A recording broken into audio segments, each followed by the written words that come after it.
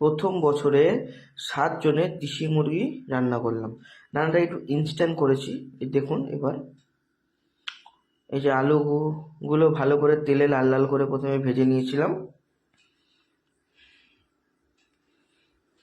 একটু ভাজা হয়ে গেছে আলু। এবারে আলুগুলো তুলে নিচ্ছি। লাল লাল করে বেশ ভাজা হয়ে গেছে।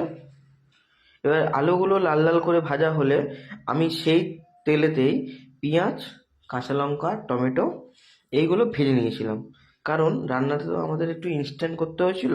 অনেকে আছে আলাদা আলাদা করে ভাজে, কিন্তু আমি কি করেছিলাম, আমি পেঁয়াজ, কাঁচা লঙ্কা আর টমেটো একসাথেই ভেজে নিয়েছিলাম।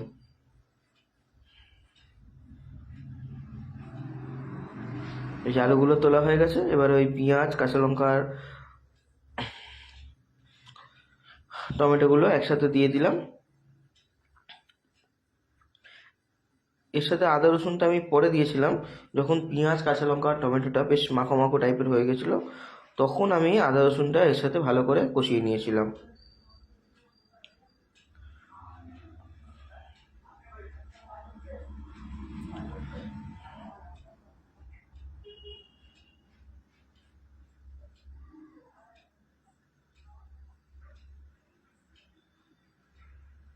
এই যে ভালো করে আর পুরোটা রান্নায় আমি কাঠের জালে করেছিলাম।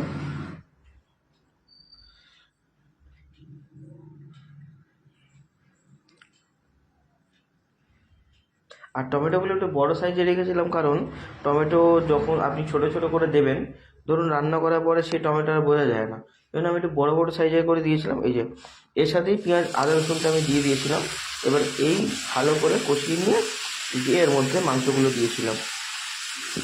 যে মাংসগুলো যথারীতি ভালো করে একদম মিশিয়ে নিয়ে যেরকম করে কষে বাড়িতে, সবথেকে একটা বড় কথা হচ্ছে যে নর্মালি মুরগি রান্না করতে যে সময়টা লাগে, দেশি মুরগি রান্না করতে কিন্তু তার প্রায় দুগুণ সময় লাগেই বলতে পারেন।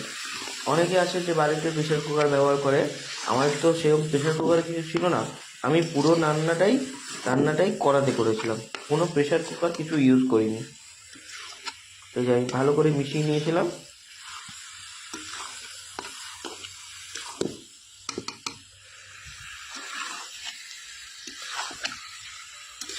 দিয়ে এর মধ্যে আলুগুলো দিয়ে দিয়েছিলাম। আলুগুলো দিয়ে আবার মিশিয়ে নিলাম। এবারে আমি কি করেছিলাম, অনেকে আছে রান্নাতে গুঁড়ো মশলা একবারে দেয়, বাটা মশলাও দেয়, তবে বাটা মশলা ইউজ করার অনেক গুণ আছে। যেহেতু আমরা তো দূরে গিয়েছিলাম ঘুরতে, বাটার মানে বাটা মশলা ইউজ করতে পারিনি, আমি গুঁড়ো মশলা ইউজ করেছিলাম সব কটাই। আমি কি করেছিলাম, একটা পাত্রে নুন, আচ্ছা, তারপরে জিরে গুঁড়ো, ধনে গুঁড়ো, লঙ্কা গুঁড়ো একসাথে একটা মিক্স বানিয়ে নিয়েছিলাম জলে গুলে। এই যে লঙ্কা গুঁড়ো দিয়ে দিলাম। এবার দিয়ে দেবো জিরে গুঁড়ো। আর মাংসে প্রথমে জিরে গুঁড়োর পরিমাণটা কম আর ধনে গুঁড়োর পরিমাণটা মাংসে বেশি ইউজ করে, এটা আমি করি। এবারে যার যার সেটা নিজস্ব ব্যাপার, এটা আমার ভাল লাগে, আমি করি।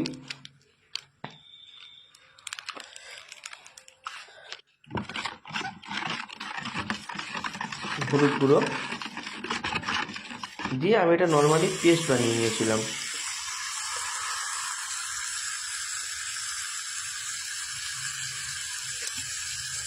তো জল দাও কিছু, দিয়ে এগুলো আমি দিয়ে দিলাম। আগে যে ওই যে মিক্স বানিয়েছিলাম আদা রসুন টমেটো পেঁয়াজ লঙ্কা দিয়ে যে মাংসটা কষিয়েছিলাম, তার মধ্যে এটা দিয়ে দিলাম। দিয়ে ভালো করে একদম কষিয়ে নিলাম অনেকক্ষণ, প্রায় 8 ঘন্টার কাছাকাছি আমি এটাকে কষিয়েছিলাম। 8 ঘন্টা থেকে আরও বেশি হবে সম্ভবত।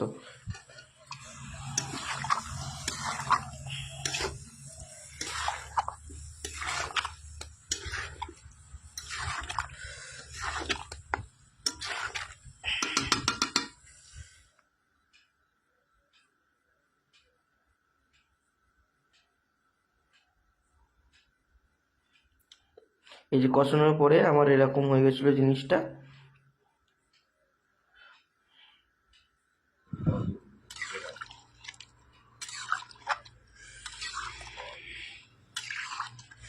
এবারে আপনাদের একটা কথা বলি, মাংস যখন ধরুন কষানোর পরে জলটা দেবেন, জলটা হালকা গরম করে নেবেন। তাতে কি হলো, এতে জলের যে মানে কাঁচা জলে এটা টেস্ট নষ্ট হয়ে যাওয়া